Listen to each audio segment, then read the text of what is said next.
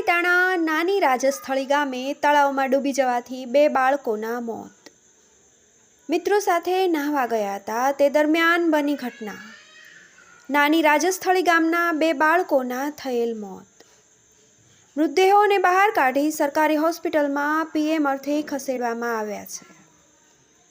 બેલીમ મુસ્તફા 9 વર્ષ અને અરમાન બેલીમ 10 વર્ષના બાળકનું થયેલ મોત। ઘટનાને લઈને નાની રાજસ્થળી ગામમાં શોકનું મોજું ફરી વળ્યું હતું। આજે નાની રાજસ્થળી ગામે તળાવમાં ડૂબી જવાથી 2 બાળકોના મોત થયેલ ઘટના સામે આવી છે। આ બાળકો મિત્રો સાથે નાહવા ગયા હતા એ દરમિયાન આ ઘટના બનેલ હતી।